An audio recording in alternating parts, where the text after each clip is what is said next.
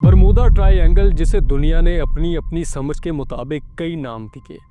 Devils Triangle, Limbo of the Lost, the Twilight Zone and Hoodoo Sea. आखिर एक जगह को इतने डरावने और फिल्मी नाम देने की क्या ज़रूरत है? वेल, इसकी एक ख़ास वजह है।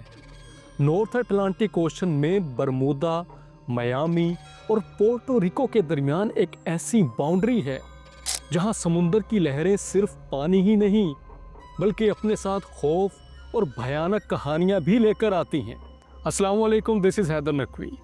यहाँ की खामोशी देखकर लगता है कि समुंदर खुद भी उन राजों को सुनने से डरता है जो इसकी गहराइयों में छुपे हुए हैं। कुछ लोग तो इस ट्रायंगल को दूसरी डायमेंशंस की मखलूक या एक पोर्टल का डोरवे भी समझते हैं, और ये सवाल हमेशा जहन में गर्दिश करता रहता है कि क्या ये वाकई ये खुफिया दुनिया है जहां से कोई वापस नहीं आता।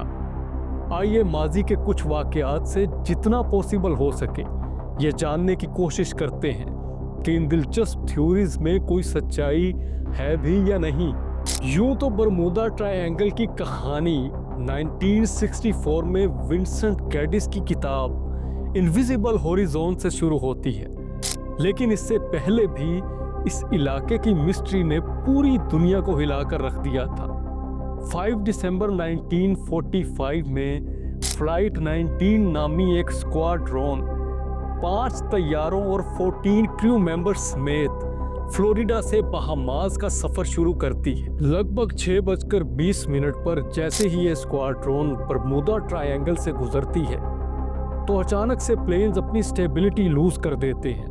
पायलट्स का उन पर कंट्रोल करना मुश्किल हो जाता है और वो बुरी तरह वाइब्रेट करते हैं, और इसी दौरान पायलट्स का अपनी बेस से राब्ता भी टूट जाता है और यूं कुछ सेकंड्स में हवा के झोंके की तरह ये प्लेन्स रडार से गायब हो जाते हैं। ठीक 30 मिनट बाद फ्लोरिडा से एक रेस्क्यू प्लेन PBM मैरिनर इस खोए हुए एयरक्राफ्ट की तलाश में फौरन टेक ऑफ करता है।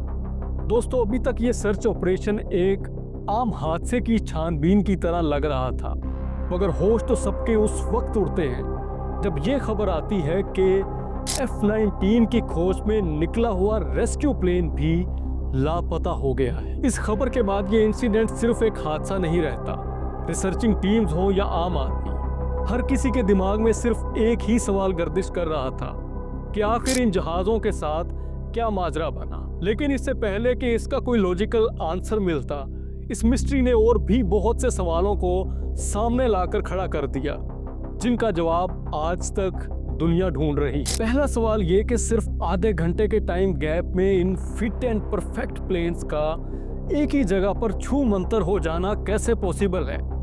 चलो माना अगर F-19 स्क्वाड्रॉन का क्रैश हो भी जाता है तो बिल्कुल उसी एग्जैक्ट लोकेशन पर उसे ढूंढने वाला रेस्क्यू प्लेन भी कैसे क्रैश हो सकता है। और हैरानी की बात ये कि अगर इन दोनों जहाज़ों का क्रैश हुआ भी है तो इनके पार्ट्स क्यों नहीं मिले। दोस्तों, इतना बड़ा एक्सप्लोजन जब होता है तो कई मीलों तक उसकी आवाज़ जाती है। प्लेन के पार्ट्स जगह जगह गिरते हैं, मगर सुई गिरने के बराबर भी आवाज़ या कोई सुराग नहीं मिल पाता। ये बात बिल्कुल समझ से बाहर थी। कुछ अरसे तक इस केस पर सिवाय किस्से कहानियों और अफसानों के कोई खास ट्रुथ रिवीलिंग स्टेटमेंट सामने नहीं आती, मगर एक टाइम पीरियड के बाद कुछ ऐसी जानकारी मिलती है जो शायद इसकी मिस्ट्री को समझने में काफ़ी हेल्पफुल साबित हुई। फॉर एग्जाम्पल, अगर ज्योग्राफिकली देखा जाए तो बरमूदा ट्रायंगल का वेदर बहुत ही अजीबोगरीब और अनप्रिडिक्टेबल है। यहाँ अगर एक पल खामोशी है तो दूसरे ही लम्हे अचानक से तूफान आ जाते हैं। समुंदर में रोग लहरें पैदा होती हैं जो बड़ी से बड़ी शिप को बड़ी तेजी से निगल सकती हैं। ये लहरें इतनी ताकतवर हैं कि बड़े बड़े जहाज़ों को इतनी आसानी से सिंक कर सकती हैं कि जैसे वो यहाँ कभी एग्जिस्ट ही नहीं करता था। इसके अलावा इस पूरे हादसे का सबसे बड़ा जिम्मेदार वहाँ की मैग्नेटिक एनोमलीज को भी समझा जाता है। अगर एक आदमी किसी सुनसान सफ़र पर हो और रास्ते में उसकी आंखें खराब हो जाएं या उसकी नज़र चली जाए, आपको क्या लगता है कि वो सही सलामत अपनी मंजिल पर पहुंच पाएगा या इधर उधर भटकता रहेगा और इवेंचुअली खुद को जख्मी कर लेगा? क्योंकि कुछ ऐसा ही हुआ है इन प्लेन्स के साथ। बरमूडा ट्रायंगल में कुछ ऐसी मैग्नेटिक प्रॉपर्टीज़ हैं जो कंपासेस को पूरी तरह नॉन फंक्शनल तो नहीं करती, मगर नेविगेशनल इंस्ट्रूमेंट्स को बड़ी आसानी से डिसरप्ट ज़रूर कर सकती हैं। और पायलट्स के लिए इससे ख़तरनाक सिचुएशन और कोई नहीं होती जब वो अपनी लोकेशन खो देते हैं।